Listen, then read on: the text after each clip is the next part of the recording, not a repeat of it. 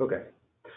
So when we think of polymers or plastics, we're generally thinking in two classes, thermoplastics and thermosets. These two classes are separated really by the bonds, okay? Looking at a thermoset plastic, what you'll see is a strong bond, a permanent bond when the material is heated up. And that's great because it adds a lot of structural support. It's going to be a very rigid, strong material, which is great. But the problem is, if you try to reheat this material or you get to a certain temperature, the material burns. And that's not ideal in some applications because it's not sustainable, it's not recyclable. This is not something you see in thermoplastics. Thermoplastics, on the other hand, do not possess these permanent bonds. And while that mostly will make a thermoplastics a little bit weaker than thermosets, in general, it allows you to reheat the material, melt, and recycle this material. You can use this material in molding applications as well because you can reuse this material after it's reheated. That's not to say that thermoplastics are necessarily weaker than thermosets in all applications. There are many thermoplastic materials that have very strong properties, very rigid, and have great impact strength. We can further subcategorize thermoplastics into two groups, amorphous and semi-crystalline thermoplastics. And the difference between these two are defined by their molecular structure. Amorphous materials have polymers that are randomly oriented in their molecular structure. As you can see here in this graphic, there's really no pattern in how the polymer chain is introduced. It's almost like there's a chaos in the polymer chain.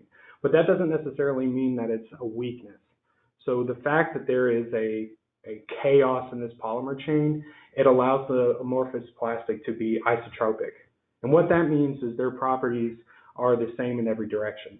What that also means is it allows for a gradual softening when you're heating up the material. And that's really good when it comes to processes like thermoforming or other molding techniques. And that also allows the material to have good dimensional stability too. So when you are processing these materials, you're not going to see this warping. It's certainly less warping, and it also maintains these structural properties after the material is molded. It has generally good strength properties, particularly in the impact strength. One disadvantage of amorphous thermoplastics is the hydrocarbons in the polymer chain might cause stress cracking. So you have to be careful when you're using amorphous materials in wear applications or any applications that might cause surface abrasion. Semi-crystalline, however, is different. It has a pattern in the polymer chain, as you can see here. It's certainly not going to have that chaos, which you see. So one disadvantage of semi-crystalline in that sense is it's not isotropic. It's anisotropic.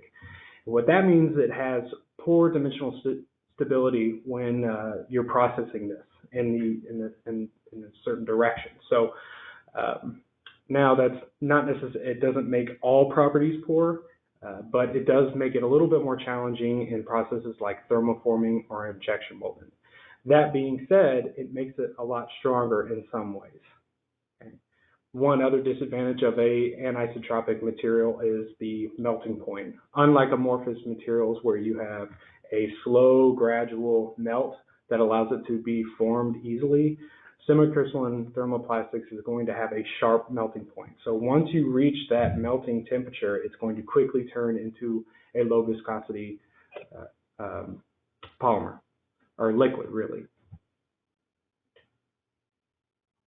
Now, one pro of semi-crystalline, or another pro of it, is it's really tough plastic. So unlike amorphous, where you have challenges with stress cracking, depending on the forces that you put on the material, semi-crystalline is great for wear and bearing applications. You're not going to see that stress cracking. So in these materials, one is not necessarily better than the other. If you're going to use one, you need to consider exactly what kind of forces are going to be applied to the material and how you wish to process the material, along with dielectric properties and physical properties that we'll talk about.